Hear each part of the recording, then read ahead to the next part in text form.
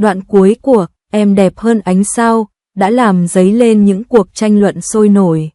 Đây là một bộ phim nổi tiếng thần tượng được nhiều người hâm mộ. Em đẹp hơn ánh sao chắc chắn là bộ phim thần tượng hiện đại chói sáng nhất trên màn ảnh trong tháng 7. Nó nổi tiếng chưa từng thấy và dẫn đến cơn sốt xem phim có thể so sánh với ánh sao rực rỡ, khiến khán giả phải mê mẩn. Bản truyền thể của phiên bản truyền hình rất xuất sắc, tình yêu đầu tư và khởi nghiệp trong tác phẩm gốc được đan xen một cách tinh tế vào phần mở đầu của một người yêu thời đại học. Động thái này không chỉ làm phong phú thêm bối cảnh câu chuyện mà còn khiến hình ảnh nam chính hiện lên một cách sống động trên màn ảnh, chiếm trọn trái tim khán giả bằng phong cách tình cảm của anh.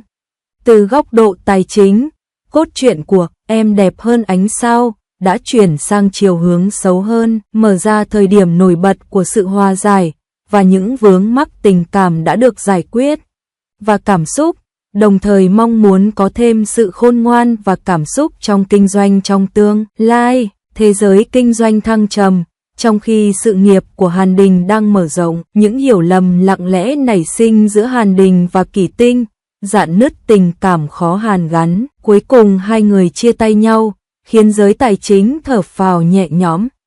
Tình huống tình cảm từ góc độ tài chính, Hàn Đình đã có một bài phát biểu đầy nhiệt huyết trên một diễn đàn trực tuyến, cố gắng lật ngược tình thế và tìm kiếm Kỷ Tinh để nối lại mối quan hệ của họ. Anh ấy đã chi rất nhiều tiền để thêm chú thích lãng mạn vào cốt truyện theo yêu cầu trước đó, và mong muốn bắt đầu lại một chương hợp tác mới. Đôi mắt của Hứa Khải đỏ hoe, thể hiện sự phấn khích của anh ấy, khiến khán giả cảm động sâu sắc và khiến mọi người cảm mến. Từ góc độ tài chính, sự cộng hưởng cảm xúc cũng là chất xúc tác cho sự nhiệt tình của thị trường. Hàn Đình Liang, người trong giới tài chính, đã đưa ra một thẻ hòa giải, chân thành và cách bố trí tinh tế của anh cuối cùng đã chạm đến trái tim của Kỷ Tinh.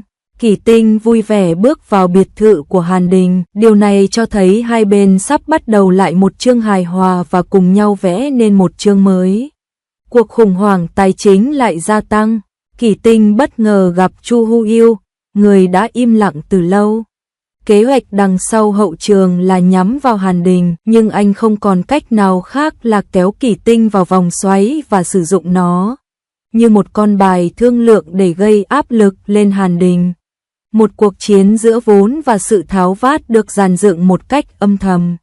Khi cuộc khủng hoảng tài chính lại gia tăng, Chu Hu Yêu mở miệng đòi tiền chuộc 5 triệu đô la Mỹ, nhưng thực chất hắn đã che giấu một bí mật. Mục tiêu cuối cùng của hắn là nhắm vào Hàn Đình, thề sẽ giết chết anh ta trong một trận chiến giữa thủ đô. Và âm mưu được dàn dựng một cách lặng lẽ. Trong cuộc cạnh tranh vốn khốc liệt, hai nhân vật chính đã chiến đấu hết mình đến giây phút cuối cùng, nhưng không may họ cùng nhau rơi xuống vực sâu của thị trường và cả hai cùng rơi từ đỉnh một tòa nhà cao tầng, gây náo động trong ngành và khiến các nhà đầu tư khiếp sợ. Tình hình tài chính đột ngột thay đổi, Hàn Đình gặp tai nạn, may mắn thay, cảnh sát đã cảnh báo anh về việc bung túi khí, tuy anh bị thương nhưng không có nguy hiểm đến tính mạng. Có chút thoải mái, cuộc khủng hoảng tài chính lại gia tăng, Hàn Đình và Kỷ Tinh cuối cùng cũng vượt qua được màn bắt cóc và mối bất bình cũ của họ bị xóa bỏ. Hai người cùng nhau vẽ nên một bản thiết kế cho tương lai với một thái độ mới, nhân danh Hàn Đình và Kỷ Tinh, họ đã mở ra một chương huy hoàng khác. Vở kịch hòa giải được nhiều người mong đợi cuối cùng cũng đã được dàn dựng. Mọi con mắt trong và ngoài giới tài chính đều đổ dồn vào thời điểm này, khung cảnh hài hòa được chờ đợi từ lâu giờ đã trở thành hiện thực, gây phấn khích và khiến giới truyền thông tài chính phấn khích. Hàn Đình bị thương nặng ở thắt lưng phải can thiệp bằng phẫu thuật. Lần rẽ này chắc chắn đã phủ bóng đen lên sự nghiệp của anh, ngành tài chính rất chú ý đến quá trình hồi phục của anh. Ở góc độ tài chính, sự ấm áp bên giường bệnh và cách giao tiếp bằng miệng của Kỷ Tinh không chỉ là vị ngọt của quả cam mà còn là chất xúc tác ngọt ngào cho quá trình hồi phục của Hàn Đình, khiến khoảng thời gian hồi phục này trở nên đầy ấm áp và sức mạnh. Khi tình yêu nảy nở, Ý tưởng về đội ngũ nhân tài thông minh của Hàn Đình cuối cùng đã được ban giám đốc ủng hộ và đề xuất được thông qua một cách suôn sẻ, thể hiện tầm nhìn hướng tới tương lai và tầm nhìn chiến lược của anh. Công việc tài chính vất vả lắm, mong bạn hiểu. Tác giả đã làm việc ngày đêm và viết hơn 12 giờ, chỉ kiếm được khoản lãi nhỏ hơn 50 nhân dân tệ. Việc thêm quảng cáo 5 giây vào văn bản chỉ nhằm mục đích tăng doanh thu và kiếm một khoản lợi nhuận nhỏ. Sau khi mở khóa, bạn có thể thưởng thức toàn bộ văn bản và hy vọng người đọc sẽ hiểu. Giới tài chính lại một lần nữa rơi vào tình trạng hỗn loạn. Em gái của Hàn Đình, Han Duyen và đối thủ cũ của cô hiện đang ủng hộ Hàn Đình. Họ hiếm khi ủng hộ Hàn Đình tại sự kiện này. Nhân vật Han Duyen cuối cùng cũng trải qua một sự đảo ngược lớn. Trong đêm chung kết, cô ấy đã hoàn toàn được giải tỏa và cô ấy hiểu được ý nghĩa thực sự của sự cạnh tranh lành mạnh. Thế giới tài chính lại thêm một câu chuyện hay và sự cạnh tranh cũng có thể dẫn đến tình huống đôi bên cùng có lợi. Trí tuệ tỏa sáng trên sân khấu. Thế giới tài chính đang trải qua những thay đổi nhanh chóng. Kỳ Tinh và Han Duyen đã biến sự khác biệt của họ thành tình bạn và cùng nhau tạo nên sự rực rỡ. Sự hợp tác này giống như sự cộng sinh hài hòa như doanh nghiệp gia đình, thể hiện sự ấm áp và trí tuệ của cộng đồng doanh nghiệp, thật tuyệt vời. Hàn Đình, người trong giới tài chính, nhẹ nhàng mở miệng nói lời cảm ơn và trao nó cho người chị thân yêu của mình. Khoảnh khắc ấm áp này không chỉ vẽ nên một bức tranh hoàn hảo về cảnh gia đình hòa thuận bên nhau mà còn lặng lẽ tuyên bố. Tình cảm gia đình lại được củng cố, khung cảnh ấm áp trong thế giới tài chính thật ấm lòng. Ở góc độ tài chính, nhân cách đã được định hình lại để thể hiện sự quyến rũ của mình, bóng tối quá khứ đã tan biến sau sự biến đổi và bác ái của người chị. Cô ấy rạng rỡ, bóng tối của hình ảnh quá khứ đã phai nhạt và cô ấy đang bừng sáng với hình ảnh quá khứ. Vẻ đẹp của sự tái sinh, khủng hoảng tài chính lại trỗi dậy. Hàn Đình Trư khiến mọi người kinh ngạc và dữ liệu nghiên cứu của tiến sĩ Cloud Wisdom đã bị phơi bày. Không chỉ gia đình thịnh vượng mà dòng quyền lực ngầm của Gen Z cũng bị đánh bại trong một đòn. Tận dụng cơ hội này để nâng cao danh tiếng và đạt đến tầm cao mới. Trong giới tài chính diễn ra một cuộc thảo luận sôi nổi, ngay cả những đối thủ mạnh trong ngành cũng hết lời khen ngợi, tâm trí rộng rãi của Hàn Đình thật bất ngờ và đáng ngưỡng mộ.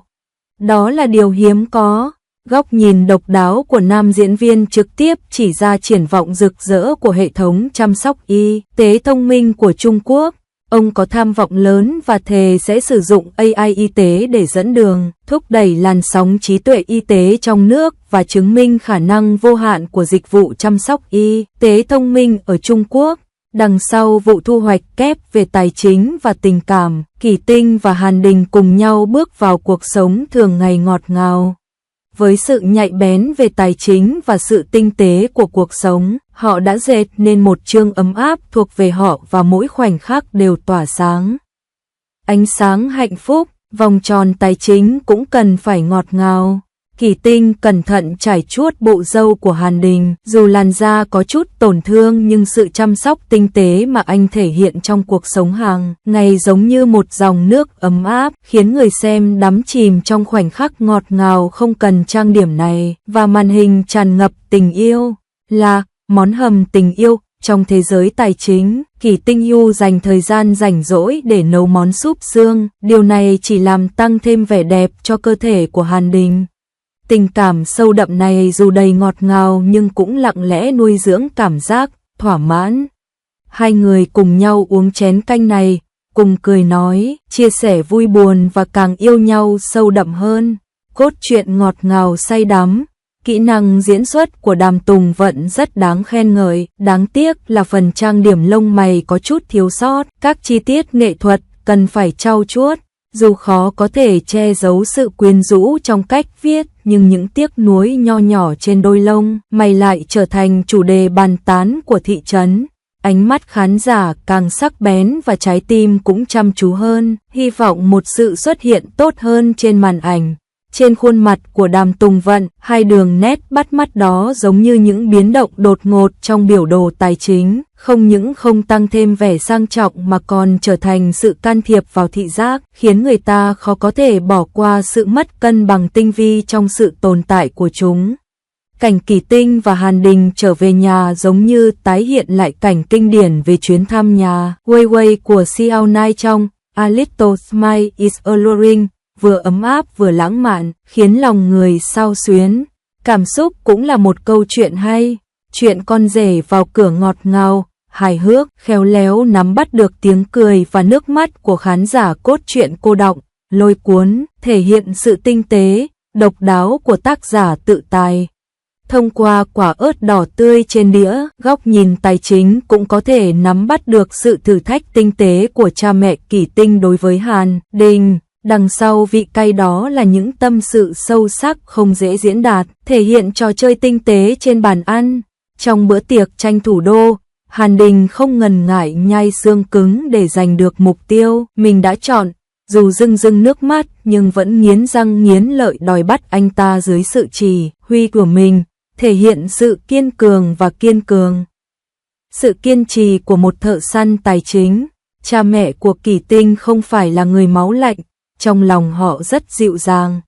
Trong giới kinh doanh thăng trầm, vẫn có một sự ấm áp hiếm có khiến người ta cảm thấy sâu sắc. Hơi ấm gia đình này giống như nơi trú ẩn an toàn trước những cơn bão tài chính, tạo nên chỗ dựa vững chắc cho Kỳ Tinh. Sau khi hiểu được tính tình của Hàn Đình, người dẫn chương trình đã chu đáo bày ra những món ngon đặc biệt không cay, đầy ấm áp, gia đình hòa thuận và hạnh phúc, thật đáng ghen tị. Cảnh Hàn Đình từ biệt nhà và loay hoay đóng vali khiến hàng nghìn người xem thích thú, dường như nó đã ghi lại được khoảnh khắc cảm động khi mẹ anh nhét vali vào trước khi rời nhà. Điều này cũng phản ánh nhu cầu đóng gói đồ đạc. Một chiếc vali đầy đủ và ánh sáng du lịch trên hành trình nghệ thuật của cuộc đời. Chiếc vali của bạo chúa Hàn Đình không thể che giấu những vết nứt. Anh ta ngay lập tức trút bỏ khí chất lạnh lùng và thể hiện bản chất thực sự gần gũi với mọi người. Nhân vật có ảnh hưởng trong thế giới tài chính này cũng có một khía cạnh thực tế, đó là con mắt.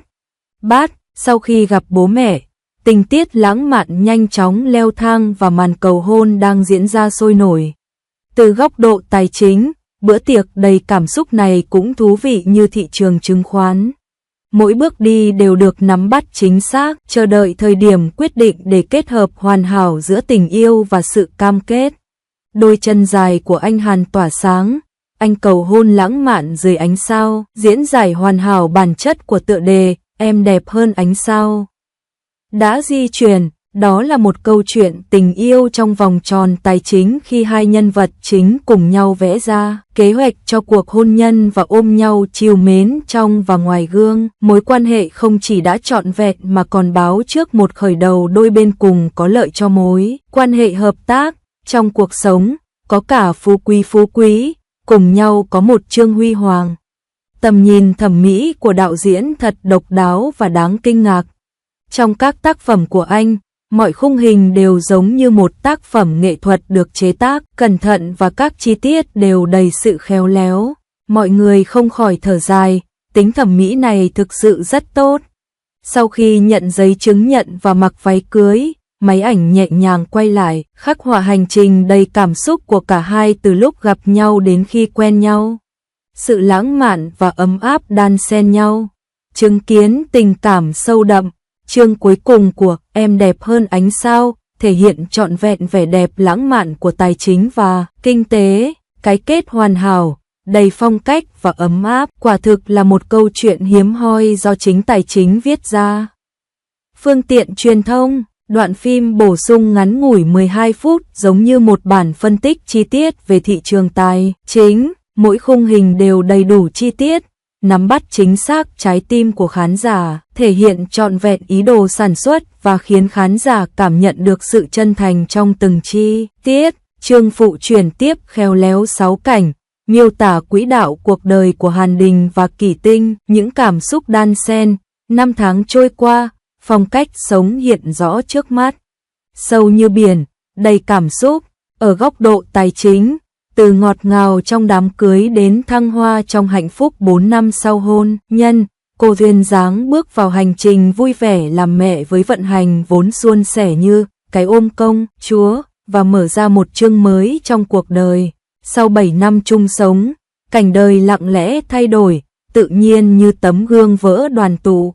Một đứa trẻ nhẹ nhàng trao chiếc kính của mình cho cha. Thời gian dịu dàng trôi qua, một khung cảnh ấm áp khác hiện ra trước mắt. Những chi tiết cuộc sống dưới góc độ tài chính cũng là nhân chứng cho sự yên bình của năm tháng. Thời gian nhẹ nhàng đẩy bóng chiếc xích đu, chớp mắt tôi bước vào tuổi trung niên. Máy quay chậm rãi tập trung vào Hàn Đình, thân hình nhuốm xương giá, vài sợi tóc bạc trắng, dấu ấn thời gian thật sâu sắc. Những thay đổi trong cuộc sống từ góc độ tài chính cho thấy pháo hoa của thế giới và sự yên bình của thế giới những năm tháng. Giữa những biến động của thế giới tài chính, chiếc hộp nhạc do Hàn Đình tặng lặng lẽ biến thành giai điệu cô đơn, quay tròn một mình. Hình bóng của Kỷ Tinh dần mờ nhạt trong giai điệu này và cuối cùng trở thành một nhân vật cô đơn, phản ánh sự cô đơn và kiên cường khó tả trong những thăng trầm của thế giới kinh doanh. Trong đoạn tua lại của giai điệu du dương, câu chuyện lãng mạn từ góc nhìn tài chính dần dần hé mở những thăng trầm và cảm xúc trong thế giới kinh doanh của Hàn Đình và Kỷ Tinh đan xen, một lần nữa chạm đến trái tim của khán giả. Bộ phim miêu tả vinh quang và thịnh vượng theo thời gian. Một chương đôi của sự dịu dàng, em đẹp hơn ánh sao, có cách tiếp cận độc đáo và khắc họa một cách trìu mến chương lãng mạn của những cặp tình nhân nắm tay nhau đi đến cuối đời. Điều này đặc biệt hiếm thấy trong biển phim thần tượng và thể hiện chiều sâu cảm xúc phi thường. Quan sát giải trí từ góc độ tài chính, so với những bộ phim thần tượng có kết thúc mở kích thích sự thèm ăn, khán giả đặc biệt yêu thích cái kết ngọt ngào, lời cuối cùng này chắc chắn sẽ thổi một làn sóng ấm áp vào thị trường và chạm đến lòng người. Trái tim góc dịu dàng nhất, ở góc độ tài chính, Hàn Đình, anh hùng của em đẹp hơn ánh sao, đã nói câu này, tình yêu mà tôi định nghĩa. Nhìn lại chương cuối mới bộc lộ ý nghĩa thực sự và phong ấn chiếc quan tài. Tình yêu sâu sắc và lâu dài, cũng giống như kiên nhẫn và tầm nhìn xa trong đầu tư là điều đáng suy ngẫm đối với mỗi người làm tài chính.